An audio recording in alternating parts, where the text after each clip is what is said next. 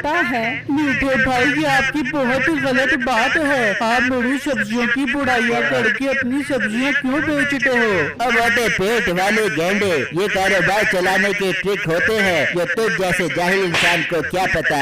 बिट्टू बहुत सीधा सादा था, उसकी कोई भी सब्जी नहीं बिकती और वो सारी सब्जी लेकर घर आ जाता। जबकि मीठा बहुत तेज था, वो सारी सब्जी बेचकर घर आता। सुना मीठे, कैसा रहा तेरा आज का दिन?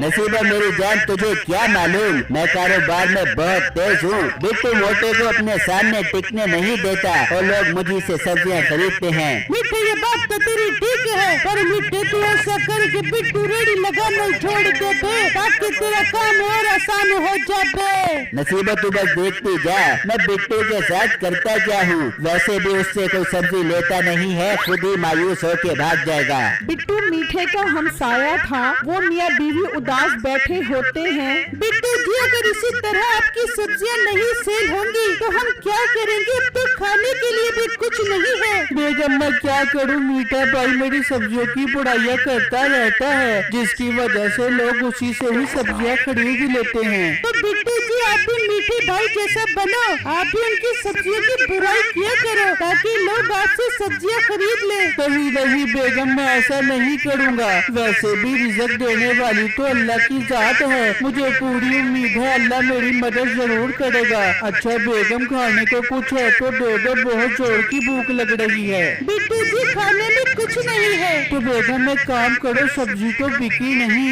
आप सब्जी ही पका लो। बिट्टू जी, घी मसाले सब खत्म हो गए हैं, सब्जी भी नहीं बन सकती अब तो। वो बातें कर रहे होते हैं तो एक बूढ़ी औरत आती है। बेटा बेटा, खाने को कुछ मिल सकता है? मैं बहुत भूखी हूँ, मेरे घर में बच्चे भी भूखे बैठे हैं। माँ जी, हमारे घर में खाने के लिए कुछ नहीं है, हम भी भूखे बैठे हैं। बिट्टू, आप एक काम करो, मीठे भाई के घर से कुछ खाने के लिए ले आओ। हाँ बेगम, ये तुमने ठीक कहा। माँ जी आप रुको, मैं कुछ करता हूँ। फिर बिट्टू घर से निकलता है और मीठे के घर आ जाता है। मीठे भाई खाने को कुछ मिल सकता है? बहुत भूख लगी है। देख देख नसीबो, इस मोटे को अब भीख मांगने की भी आदत पड़ गई है। मीठे भाई, आप कैसी बातें कर रहे हो? मैं भीख नहीं मांग रहा, मैं आपका हमसाया हूँ और वैसे भी हमसायों के बहुत हकूक होते हैं। अरे तभी तो हमें ऐसे हमसाए नहीं चाहिए, चलो भाग दे यहाँ से, कोई खाने के लिए नहीं है। फिर बिट्टू उदास होकर घर आ जाता है।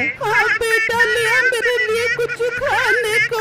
नहीं माँ जी, कुछ भी नहीं मिला खाने के लिए, मुझे बहुत अफसोस है, मैं आपकी कोई मदद नहीं कर सकता। कोई बात नहीं बेटा, तुम परेशान मत हो, अल्लाह मालिक है। ये कहकर वो बूढ़ी औरत वहाँ से चली जाती है तो बिट्टू कहता है, बेगम रात होने वाली है, आप सो जाओ, मैं अभी आता हूँ। पर बिट्टू जी, आप कहाँ जा रहे हो? बेगम, मैं अपने दोस्त के घर जा रहा हूँ, आज दिल बहुत दुखी है, दोस्त के पास जाऊँगा, शायद मेरा दुख कुछ कम हो जाए। अच्छा बिट्टू जी, आप चले जाओ, पर जल्दी आ जाना। फिर बिट्टू घर से निकलता है और एक जगह पर आकर बैठ जाता है और रोने लगता है। अल्लाह मेरी मदद करे, अब तो हमारे घर में खाने को भी कुछ नहीं है। वो रो रहा होता है तो एक चुड़ैल आती है। चुड़ैल को देखकर बिट्टू डर जाता है। इंसान, तू डर मत, मैं तुझे कुछ नहीं कहती, तू ये बता तू क्यों रो रहा है? चुड़ैल आंटी, बात ये है कि हम बहुत परेशान हैं, घर में खाने के लिए कुछ नहीं है और काम भी नहीं चल रहा। अगर इसी तरह रहा तो मेरी खुदकुशी करने की नौबत आ जाएगी। नहीं नहीं, ऐसी मायूसी वाली बात नहीं करते, मैं तेरी मदद करती हूँ। तो एक काम कर, इस गाँव में जो जंगल है वहाँ एक कुआं है, उसमें खजाना है, तो उसमें से इतना ली जिससे तेरी जिंदगी अच्छी गुजर सके। चुड़ैल आंटी, आपका बहुत बहुत शुक्रिया, मैं सुबह होते ही अपनी बीवी के साथ वहाँ चला जाऊँगा। ठीक है इंसान, और हाँ अगर मेरी जरूरत पड़े तो मुझे चुड़ैल खाना कहकर बोलती में आ जाओगे। फिर अगले दिन बिट्टू और उसकी बीवी घर से निकलते हैं और जंगल के रास्ते आ जाते हैं। बिट्टू जी, ये जंगल तो बहुत बड़ा है, हमें यहाँ कुआं कैसे मिलेगा? बेगम इधर उधर देखती जाओ, हमें कुआं जरूर मिलेगा। वो जंगल में काफी आगे आ जाते हैं तो बिट्टू की नजर कुएं पर पड़ती है। बेगम वो देखो, वो रहा कुआं। फिर वो कुएं पर आते हैं तो देखते हैं बिट्टू ये कुआं तो पानी से भरा हुआ है, अब इसमें कैसे जाएंगे? रुको बेगम, मैं कुछ करता हूँ, हमारा पड़ गया है मुसीबत से पाला,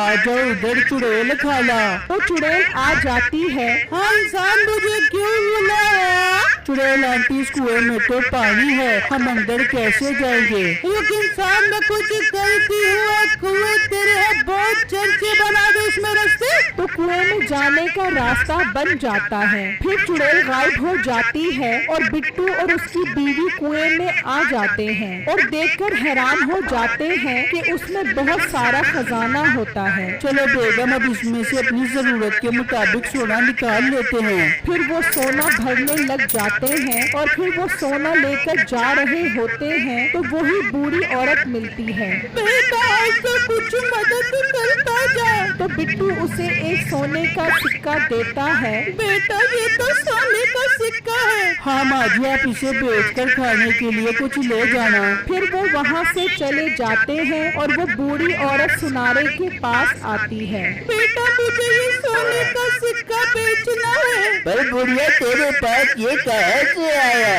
बेटा मुझे ये इस गाँव में अल्लाह का नेक बंदा बिट्टू है, उसने दिया है। अच्छा बिट्टू मोटा, उसे तो मैं जानता हूँ। बुढ़िया, मैं तुझे सिक्के के 10,000 रुपए दूंगा। ठीक है बेटा, दे दे मुझे 10,000। फिर वो बूढ़ी औरत पैसे लेकर वहाँ से चली जाती है और सुनारा भागता हुआ मीठे के पास आता है और उसे सारी बातें बताता है। ये सुनकर मीठा और नसीबो हैरान रह जाते हैं। अच्छा यार, तू अब चल, मैं कुछ करता हूँ। फिर वो सुनारा वहाँ से चला जाता है तो नसीबो कहती है, ये केस मोटे बिट्टू के पास ये सोने का सिक्का कहाँ से आ गया? जरूर उसके हाथ कोई सोने का खजाना लग गया होगा। नसीबो, तू एक काम कर, मोटे बिट्टू को बहाने से बुला। हाँ मिट्टी में जाती हूँ उसके घर और जाके सब रख जाती हूँ। फिर नसीबो बिट्टू के घर आती है। बिट्टू भाई मिट्टा को बुला रहे से आप उसे कुछ काम है, किसकी बात तो सुन लेते। बेगम मैं फिर मीठे भाई से मिलकर आता हूँ, चलो नसीबो बाजी। फिर वो मीठे के पास आते हैं। मीठे भाई कहते हैं आपने मुझे क्यों बुलाया? बिट्टू, हमें पता चला है कि तेरे हाथ सोने का खजाना लगा है, मुझे बता वो खजाना कहाँ है? नहीं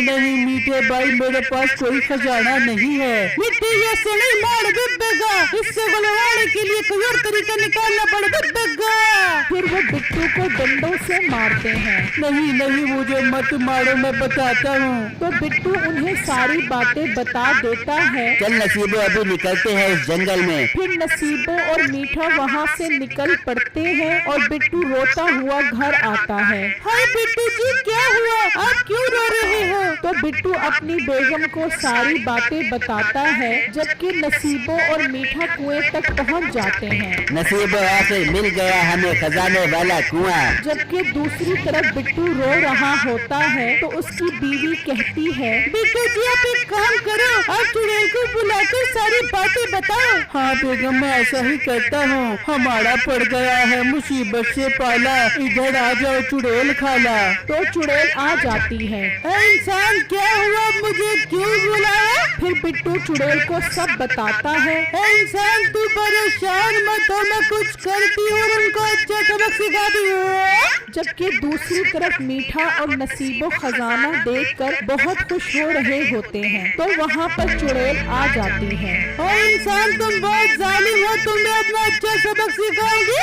नहीं चुड़ैल बाजी, हम जालिम नहीं हैं, हम तो बहुत मासूम हैं। तुम जितना मासूम हो मुझे सब पता चल गया, तुम मरने के लिए तैयार हो जाओ। नहीं चुड़ैल बाजी, हमें मत मारना।